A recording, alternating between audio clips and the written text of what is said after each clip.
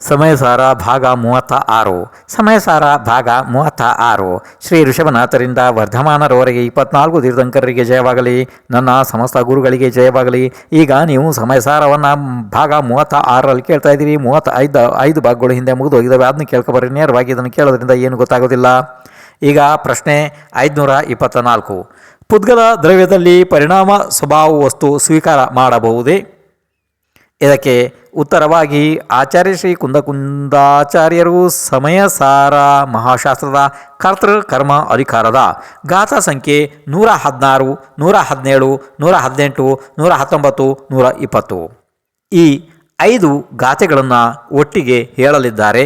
ಯಾಕೆಂದರೆ ಅದು ಒಂದೇ ವಿಷಯದ ಸಂಬಂಧಿ ಗಾಥೆಗಳು ಇರೋದ್ರಿಂದ 5 ಗಾಥೆಗಳನ್ನು ಒಂದೇ ಸಲ ಹೇಳಲಿದ್ದಾರೆ.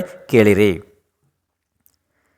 ಜೀವೇಣ ಸ್ವಯಂ ಬದ್ಧಂ ನಾ ಸ್ವಯಂ ಪರಿಣಮದಿ ಕಮ್ಮಭಾವೇಣ ಜದಿ ಪುಗ್ಗಲದವ್ವಮಿಣಂ ಅಪರಿಣಾಮಿ ತದಾ ಹೋದಿ ಕಮ್ಮಯ್ಯ ವಗ್ಗಣಾಸು ಯಾ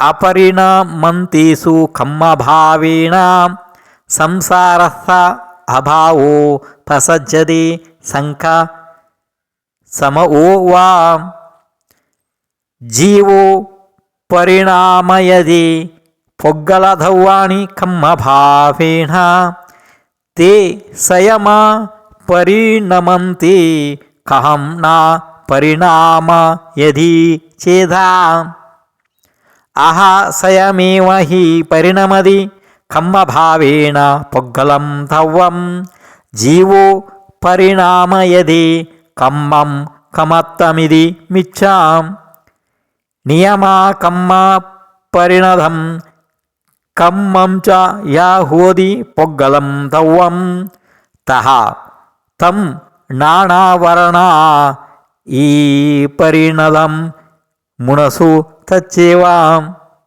ಈಗ ಈ 5 ಗಾಥೆಗಳ ಅರ್ಥಗಳನ್ನು ಹೇಳುತ್ತಾರೆ. ಕೇಳಿರಿ. ಪುದ್ಗಲ ದ್ರವ್ಯವು ಜೀವದಲ್ಲಿ ತಾನಾಗಿ ಕಟ್ಟುವುದಿಲ್ಲ ಮತ್ತು ಕರ್ಮರೂಪದಿಂದ ತಾನಾಗಿ ಪರಿಣಮನವಾಗುವುದಿಲ್ಲ. ಹೀಗೆ ಮನ್ನಿಸಿದರೆ ಈ ಪುದ್ಗಲ ದ್ರವ್ಯವು ಅಪರಿಣಾಮಿ ಆಗುತ್ತದೆ ಅಥವಾ ಕರ್ಮ ವರ್ಗಣಗಳೇ ಸ್ವಯಂ ಕರ್ಮ ಅಭಾವದಿಂದ ಪರಿಣಮಿಸುವುದಿಲ್ಲವೆಂದು ಮನ್ನಿಸಬೇಕು. ಅದರಿಂದ ಸಂಸಾರದ ಅಭಾವವು ಸಿದ್ಧವಾದೀತು ಅಥವಾ ಸಾಂಖ್ಯ ಮತದ ಆಪತ್ತಿ ಬಂದೀತು. ಜೀವವೇ ಪುದ್ಗಲ ಕರ್ಮರೂಪದಿಂದ ಪರಿಣಮನ ಮಾಡಿಸುತ್ತದೆ ಎಂದು ಸ್ವೀಕರಿಸಿದರೆ ಆ ಪುದ್ಗಲ ದ್ರವ್ಯವು ಸ್ವತಃ ಅಪರಿಣಾಮಿ ಇದ್ದಾಗ ಅವುಗಳನ್ನು ಆತ್ಮನು ಹೇಗೆ ಪರಿಣಮಿಸುತ್ತಾನೆ? ಹೀಗೆ ಪ್ರಶ್ನೆ ಉದ್ಭವಿಸುತ್ತದೆ. ಅಥವಾ ಪುದ್ಗಲ ದ್ರವ್ಯವು ಸ್ವತಃವೇ ಕರ್ಮಭಾವದಿಂದ ಪರಿಣಮಿಸುತ್ತದೆ. ಹೀಗೆ ಮನ್ನಿಸಿದರೆ ಜೀವವು ಕರ್ಮಭಾವದಿಂದ ಕರ್ಮರೂಪ ಪುದ್ಗಲಕ್ಕೆ ಪರಿಣಮಿಸುತ್ತಾನೆ. ಹೀಗೆ ಹೇಳುವುದು ಅಸತ್ಯವಾಗುತ್ತದೆ. ಆದ್ದರಿಂದ ಸಿದ್ಧವಾಯಿತು ಏನೆಂದರೆ ಪುದ್ಗಲ ದ್ರವ್ಯವು ಕರ್ಮರೂಪ ಪರಿಣತವಾಗಿ ನಿಯಮದಿಂದಲೇ ಕರ್ಮರೂಪ ಆಗುತ್ತದೆ. ಹೀಗೆ ಆದಾಗ ಅದೇ ಪುದ್ಗಲ ದ್ರವ್ಯವನ್ನು ಜ್ಞಾನಾವರಣಾದಿ ರೂಪ ಪರಿಣತವಾದ ಕರ್ಮವೇ ಎಂದು ಇಲ್ಲಿ ತಿಳಿಯಬೇಕು. ಪ್ರಶ್ನೆ 525. ಪುದ್ಗಲ ದ್ರವ್ಯವು ಕರ್ಮರೂಪದಿಂದ ಪರಿಣಮಿಸದೇ ಇದ್ದರೆ ಏನು ಆಗಬಹುದು?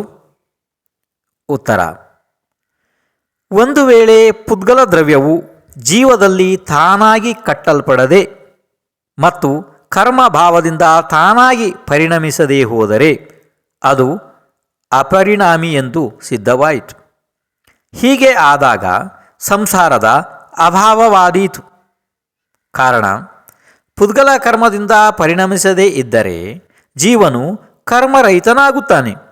ಆಗ ಸಂಸಾರವು ಎಲ್ಲಿಂದ ಬಂತು? ಒಂದು ವೇಳೆ ಹೀಗೆ ತರ್ಕ ಮಾಡಿದರೆ ಜೀವವು ಪುದ್ಗಲ ದ್ರವ್ಯವನ್ನು ಕರ್ಮರೂಪದಿಂದ ಪರಿಣಮಿಸುತ್ತದೆ. ಅದರಿಂದ ಸಂಸಾರದ ಅಭಾವವಾಗುವುದಿಲ್ಲ.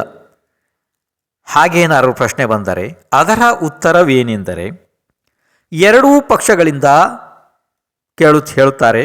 ಒಂದು ವೇಳೆ ಜೀವವು ಪುದ್ಗಲವನ್ನು ಪರಿಣಮಿಸುತ್ತದೆ ಎಂದರೆ ಸ್ವಯಂ ಅಪರಿಣಮಿತಕ್ಕೆ ಇಲ್ಲಿ ಪರಿಣಮಿಸುವುದೋ ಅಥವಾ ಪರಿಣತಕ್ಕೆ ಪರಿಣಮಿಸುವುದೋ? ಇಲ್ಲಿ ಪ್ರಶ್ನೆ ಅಪರಿಣಮಿತಕ್ಕೆ ಪರಿಣಮಿಸುವುದು ಅಥವಾ ಪರಿಣತಕ್ಕೆ ಪರಿಣಮಿಸುವುದೋ? ಇದರೊಳಗಿಂದ ಪ್ರಥಮ ಪಕ್ಷವನ್ನು ಸ್ವೀಕರಿಸಿದರೆ ಸ್ವಯಂ ಅಪರಿಣಿತಕ್ಕೆ ಪರಿಣಮಿಸುವುದಿಲ್ಲ. ಕಾರಣ ಸ್ವಯಂ ಅಪರಿಣಾಮಿ ಇದ್ದಾಗ ಪರದಿಂದ ಪರಿಣಮಿಸುವ ಸಾಮರ್ಥ್ಯವೇ ಇರುವುದಿಲ್ಲ. ಸ್ವತಃ ಒಳಗೆ ಶಕ್ತಿ ಇಲ್ಲದಾಗ ಪರರಿಂದ ಪರಿಣಮನ ಮಾಡುವುದು ಸಾಧ್ಯ ಇಲ್ಲ. ಒಂದು ವೇಳೆ ಸ್ವಯಂ ಪರಿಣತ ಪುದ್ಗಲ ದ್ರವ್ಯವು ಜೀವವು ಕರ್ಮರೂಪದಿಂದ ಅದರ ಜೊತೆಗೆ ಪರಿಣಮಿಸುತ್ತದೆ, ಇದು ಯೋಗ್ಯ ಅಲ್ಲ. ಕಾರಣ ಸ್ವತಃ ಪರಿಣಮಿತ ಇದ್ದವುಗಳಿಗೆ ಅನ್ಯ ಪರಿಣಮಿಸುವವರ ಅವಶ್ಯಕತೆಯಾದರೂ ಏನಿದೆ? ಕಾರಣ ವಸ್ತುಗಳ ಸ್ವಯಂ ಶಕ್ತಿ ಪರರ ಅಪೇಕ್ಷೆ ಮಾಡುವುದಿಲ್ಲ. ಅದರಿಂದ ಪುದ್ಗಲ ದ್ರವ್ಯವು ಸ್ವಯಂ ಪರಿಣಾಮ ಸ್ವಭಾವಿ ಇದೆ. ಹೀಗೆ ಇರುವಾಗ ಇಲ್ಲಿ ಆ ಗಡಿಗೆ, ಕಳಶ, ಕೊಡ ಆದಿ ರೂಪದಿಂದ ಪರಿಣತವಾದ ಮಣ್ಣು ಸ್ವಯಂ ಗಡಿಗೆ ರೂಪ, ಕೊಡ ರೂಪ ಇರುತ್ತದೆ. ಅದೇ ಪ್ರಕಾರ ಜಡ ಸ್ವಭಾವಿ ಜ್ಞಾನ ವರ್ಣ ಆದಿ ಕರ್ಮರೂಪ ಪರಿಣತವಾದ ಪುದ್ಗಲ ದ್ರವ್ಯವೇ ಜ್ಞಾನ ವರ್ಣ ಆದಿ ಕರ್ಮರೂಪ ಇರುತ್ತದೆ. ಹೀಗೆ ಪುದ್ಗಲ ದ್ರವ್ಯವು ಸ್ವಯಂ ಪರಿಣಮನಶೀಲ ಇದೆ ಎಂದು ಇಲ್ಲಿ ಸಿದ್ಧ ಆಯಿತು. ಪ್ರಶ್ನೆ 526. ಪುದ್ಗಲ ದ್ರವ್ಯದ ಕರ್ತೃವು ಜೀವದ್ರವ್ಯ ಇದೆಯೇ? ಉತ್ತರ: ಪುದ್ಗಲ ದ್ರವ್ಯದ ಪರಿಣಾಮ ಸ್ವಭಾವಭೂತವಾದ ಪರಿಣಮನ ಶಕ್ತಿಯು ನಿರ್ವಿಘ್ನವಾಗಿ ಸಿದ್ಧವಾಯಿತು ಮತ್ತು ದ್ರವ್ಯವು ತನ್ನ ಯಾವ ಭಾವವನ್ನು ಮಾಡುತ್ತದೆ ಅದರ ಕರ್ತೃವು ಆ ಪುದ್ಗಲ ದ್ರವ್ಯವೇ ಇದೆ. ಆದ್ದರಿಂದ ಇಲ್ಲಿ ಜೀವದ್ರವ್ಯ ಮಾಡಿತು ಅನ್ನಲು ಆಗುವುದಿಲ್ಲ ಅಲ್ವಾ? ಪ್ರಶ್ನೆ 527. ದ್ರವ್ಯಗಳ ಪರಿಣಮನದ ಕಾರಣ ಏನು ಇದೆ? ಉತ್ತರ: ಎಲ್ಲ ದ್ರವ್ಯಗಳು ಪರಿಣಮನ ಸ್ವಭಾವ ಉಳ್ಳವುಗಳು ಆಗಿರುವುದರಿಂದ ಅವು ತಮ್ಮ ತಮ್ಮ ಭಾವದ ಕರ್ತೃಗಳು ತಾವೇ ಇವೆ. ಪುದ್ಗಲ ದ್ರವ್ಯವು ತನ್ನ ಯಾವ ಭಾವವನ್ನು ಮಾಡುತ್ತದೆ ಅದರ ಕರ್ತೃವು ತಾನೇ ಆಗಿದೆ, ಬೇರೆ ದ್ರವ್ಯ ಅಲ್ಲ. ಇನ್ನು ಮುಂದೆ ಪ್ರಶ್ನೆ 528.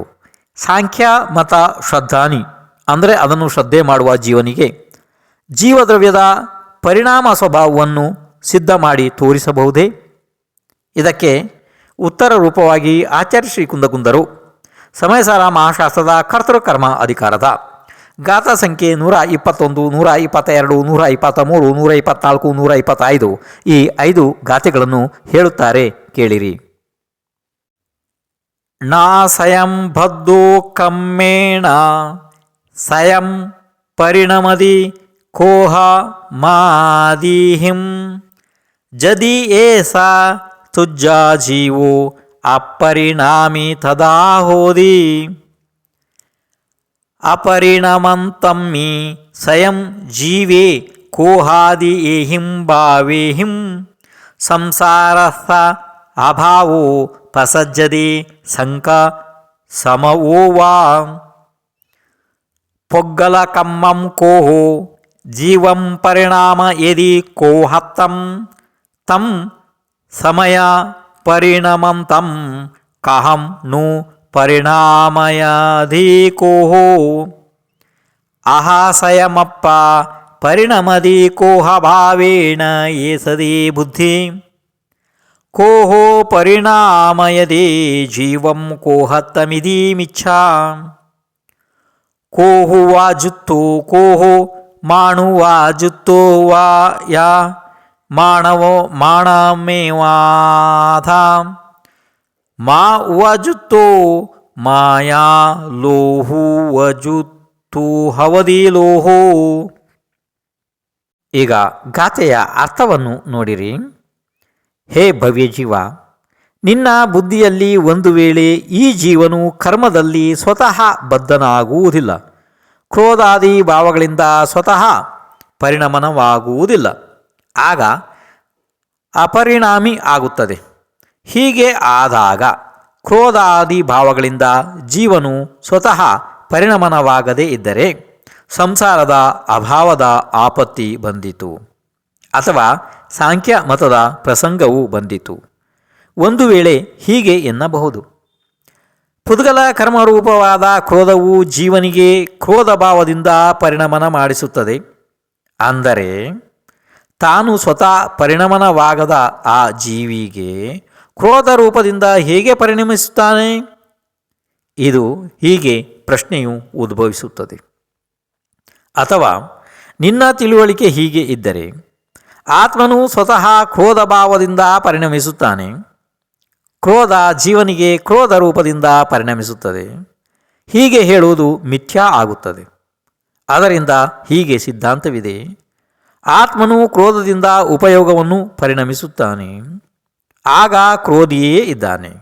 ಮಾನದಿಂದ ಯುಕ್ತವಿರುವಾಗ ಮಾನಿಯೇ ಇದ್ದಾನೆ, ಮಾಯಾದಿಂದ ಯುಕ್ತವಿರುವಾಗ ಮಾಯಾವಿ ಇರುತ್ತಾನೆ, ಮತ್ತು ಲೋಭದಿಂದ ಯುಕ್ತವಿದ್ದಾಗ ಲೋಭಿ ಆಗುತ್ತಾನೆ. ಈ ರೀತಿ ಗಾಥೆಯ ಅರ್ಥ, ಅಂದರೆ 5 ಗಾಥೆಗಳ ಅರ್ಥವನ್ನು ಈ ರೀತಿ ಆಚಾರ್ಯರು ಹೇಳಿದರು. ಪ್ರಶ್ನೆ 529. ಈಗ ಹೇಳಿದ ಗಾಥೆಗಳ ಟೀಕೆ ಅರ್ಥ ಏನು ಇದೆ? ಉತ್ತರ: ಒಂದು ವೇಳೆ ಜೀವವು ಕರ್ಮದೊಡನೆ ತಾನಾಗಿ ಕಟ್ಟಲ್ಪಡದಿದ್ದರೆ ಮತ್ತು ಸ್ವಯಂ ಕ್ರೋಧಾದಿ ಭಾವದಿಂದ ಪರಿಣಮಿಸದೇ ಇದ್ದರೆ ಅದು ನಿಜವಾಗಿ ಅಪರಿಣಾಮಿ ಎಂದು ಸಿದ್ಧವಾಗುತ್ತದೆ. ಹೀಗೆ ಆದರೆ ಸಂಸಾರದ ಅಭಾವವಾಗುತ್ತದೆ. ಮತ್ತೆ ಯಾರಾದರೂ ಹೀಗೆ ತರ್ಕ ಮಾಡಬಹುದು: ಪುದ್ಗಲ ದ್ರವ್ಯವಾದ ಕ್ರೋಧವು ಜೀವಿಗೆ ಕ್ರೋಧಾಧಿಕ ಭಾವಗಳಿಂದ ಪರಿಣಮಿಸುತ್ತದೆ, ಅದರಿಂದ ಸಂಸಾರದ ಅಭಾವವಾಗುವುದಿಲ್ಲ. ಹೀಗೆ ಎಂದಾಗ 2 ಪಕ್ಷಗಳು ಉದ್ಭವಿಸುತ್ತವೆ. ಪುದ್ಗಲ ರೂಪವಾದ ಕ್ರೋಧ ಆದಿಯು ಅಪರಿಣಮನಶೀಲವಾದ ಜೀವವನ್ನು ಕ್ರೋಧಾದಿ ರೂಪದಿಂದ ಪರಿಣಮಿಸುತ್ತದೆಯೋ, ಅಥವಾ ಪರಿಣಮನಶೀಲವಾದ ಜೀವವನ್ನು ಪರಿಣಮಿಸುತ್ತದೆಯೋ? ಪ್ರಥಮ ಪಕ್ಷವೆಂದರೆ ಸ್ವತಃ ಅಪರಿಣಮನ ಹೊಂದುವ, ಅಂದರೆ ಸ್ವಯಂ ಅಪರಿಣಾಮಿ ಆದ ಜೀವದಲ್ಲಿ ಪರರಿಂದ ಪರಿಣಮನ ಮಾಡಿಸುವ ಸಾಮರ್ಥ್ಯ ಇರುವುದಿಲ್ಲ. ಕಾರಣ ಎಂದರೆ ಸ್ವತಃ ದ್ರವ್ಯದಲ್ಲಿ ಶಕ್ತಿ ಇಲ್ಲದಾಗ ಎರಡನೆಯವರಿಂದ, ಅಂದರೆ ಬೇರೆಯವರಿಂದ ಮಾಡಲು ಸಾಧ್ಯ ಇಲ್ಲ ಎಂದು ಸ್ವಯಂ ಪರಿಣಮನಶೀಲವಿದ್ದ ಜೀವಿಗೆ ಕ್ರೋಧಾದಿ ರೂಪದಿಂದ ಪರಿಣಮಿಸುತ್ತಾನೆ. ಅಂದರೆ ಸ್ವತಃ ಪರಿಣಮನಶೀಲ ದ್ರವ್ಯಕ್ಕೆ ಅನ್ಯ ಪರಿಣಮಿಸುವವರ ಅವಶ್ಯಕತೆಯಾದರೂ ಏನಿದೆ? ಕಾರಣ ವಸ್ತುವಿನ ಶಕ್ತಿಯು ಪರವನ್ನು ಅಪೇಕ್ಷಿಸುವುದಿಲ್ಲ. ಇದರಿಂದ ಸಿದ್ಧವಾಯಿತು ಏನೆಂದರೆ ಜೀವವು ಸ್ವಯಮೇವ ಪರಿಣಮನಶೀಲ ಇದೆ. ಹೀಗೆ ಸಿದ್ಧವಾದಾಗ ಯಾರೋ ಒಬ್ಬ ಮಂತ್ರ ಸಾಧಕನು ಗರುಡನ ಧ್ಯಾನ ಮಾಡುತ್ತಾ ಗರುಡ ಭಾವರೂಪದಿಂದ ಪರಿಣತನಾಗಿ ಗರುಡನೇ ಎಂದು ತಿಳಿದುಕೊಳ್ಳುತ್ತಾನೆ ಅಲ್ಲವಾ? ಅದರಂತೆಯೇ ಜೀವಾತ್ಮನೂ ಕೂಡ ಅಜ್ಞಾನ ಸ್ವಭಾವಿ ಕ್ರೋಧಾದಿ ರೂಪ ಪರಿಣತ ಉಪಯೋಗ ರೂಪನಾದವನು ಸ್ವಯಮೇವ ಕ್ರೋಧಾಧಿಕವೇ, ಅಂದರೆ ಕ್ರೋಧನೇ ಇದ್ದೀನಿ, ನಾನು ಸ್ವಯಂ ಕ್ರೋಧಿ ಇದ್ದೀನಿ, ಹಾಗೆ ಆಗುತ್ತಾನೆ. ಹೀಗೆ ಜೀವನ ಪರಿಣಾಮ ಸ್ವಭಾವವು ಇಲ್ಲಿ ಸಿದ್ಧ ಆಗುತ್ತದೆ. ಪ್ರಶ್ನೆ 530. ಜೀವನು ಕ್ರೋಧ ಆದಿ ರೂಪ ಪರಿಣಾಮ ಸ್ವಭಾವಿ ಇದ್ದಾನೆಯೇ? ಉತ್ತರ: ಜೀವ ಪರಿಣಾಮ ಸ್ವಭಾವಿ ಇದ್ದಾನೆ, ಅಂದರೆ ಪರಿಣಾಮನ ಸ್ವಭಾವಿ ಇದ್ದಾನೆ. ಯಾವಾಗ ತನ್ನ ಉಪಯೋಗವನ್ನು ಕ್ರೋಧಾದಿ ರೂಪ ಪರಿಣಮಿಸುತ್ತಾನೆ ಆಗ ಅವನು ಕ್ರೋಧಾದಿ ರೂಪನೇ ಇರುತ್ತಾನೆ. ಇದು ನಿಶ್ಚಿತವಾಯಿತು. ಮುಂದೆ ಪ್ರಶ್ನೆ 531. ಜೀವನು ಯಾವುದರ ಕರ್ತೃ ಆಗುತ್ತಾನೆ? ಉತ್ತರ: ಜೀವದ ಸ್ವಭಾವ ಅಂದರೆ ಇನ್ನೊಂದ್ಸಲ ಕೇಳ್ರಿ. ಜೀವದ ಸ್ವಭಾವಭೂತವಾದ ಪರಿಣಮನ ಶಕ್ತಿಯು ನಿರ್ವಿಘ್ನವಾಗಿ ಸಿದ್ಧವಾದ ನಂತರ ಜೀವವು ತನ್ನ ಯಾವ ಭಾವವನ್ನು ಮಾಡುತ್ತದೆ ಅದು ಅದರ ಕರ್ತೃ ಇದೆ. ಜೀವವು ಕೂಡ ಪರಿಣಾಮಿಯಾಗಿರುವುದರಿಂದ ತಾನು ಯಾವ ಭಾವರೂಪ ಪರಿಣಮಿಸುತ್ತದೆ ಅದು ಅದರ ಕರ್ತೃ ತಾನೇ ಇದೆ. ಪ್ರಶ್ನೆ 532. ಜ್ಞಾನಿ ಮತ್ತು ಅಜ್ಞಾನಿಗಳಿಗೆ ಒಂದೇ ರೀತಿಯ ಭಾವ ಆಗುತ್ತದೆಯೇ? ಇದಕ್ಕೆ ಉತ್ತರವಾಗಿ ಆಚಾರ್ಯ ಶ್ರೀ ಕುಂದಕುಂದರು ಸಮಯಸಾರ ಮಹಾಶಾಸ್ತ್ರದ ಕರ್ತೃಕರ್ಮ ಅಧಿಕಾರದ ಗಾಥಾ ಸಂಖ್ಯೆ 126 ಹೇಳುತ್ತಾರೆ, ಕೇಳಿರಿ. ಜಂ ಕುಣದಿ ಭಾವಮಾಧ ಕತ್ತಾಸೋ ಹೋದಿ ತಸ್ಸ ಭಾವಸ ನಾಣಿಸ ಸ ನಾಣಮವೋ ಅಣ್ಣಾಣಮವೋ ಅಣಾಣಿಸ. ಈಗ ಈ ಗಾಥೆಯ ಅರ್ಥವನ್ನು ಹೇಳುತ್ತಾರೆ, ಕೇಳಿರಿ. ಯಾವ ಆತ್ಮನು ಯಾವ ಭಾವವನ್ನು ಮಾಡುತ್ತಾನೆ ಅದು ಆ ಭಾವರೂಪ ಕರ್ಮದ ಕರ್ತ ಆಗುತ್ತಾನೆ. ಜ್ಞಾನಿಗೆ ಮಾತ್ರ ಆ ಭಾವವು ಜ್ಞಾನಮಯವೇ ಆಗುತ್ತದೆ, ಅಜ್ಞಾನಿಗೆ ಅಜ್ಞಾನಮಯ ಆಗುತ್ತದೆ. ಇದು ಈಗ ಅವರು ಗಾಥೆಯ ಅರ್ಥವನ್ನು ಹೇಳಿದರು ಅಲ್ವಾ? ಹಾಗಿದ್ರೆ ಪ್ರಶ್ನೆ 533.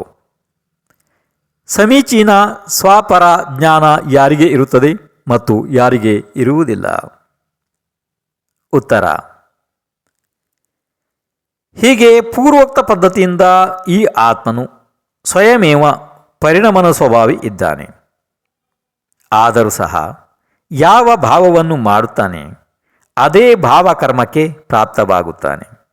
ಆಗ ಅದೇ ಭಾವದ ಕರ್ತ ಆಗುತ್ತಾನೆ. ಆ ಭಾವವು ಜ್ಞಾನಿಗೆ ಜ್ಞಾನಮಯವಾಗುತ್ತದೆ. ಕಾರಣ ಸಮೀಚೀನ ರೂಪದಿಂದ ಸ್ವಾಪರ ಭೇದ ಜ್ಞಾನ ಅವನಿಗೆ ಇರುತ್ತದೆ. ಎಲ್ಲ ಪರದ್ರವ್ಯದ ಭಾವದಿಂದ ಭಿನ್ನವಾದ ಆತ್ಮನ ಖ್ಯಾತಿಯು ಸ್ಪಷ್ಟವಾಗಿ ಇರುತ್ತದೆ.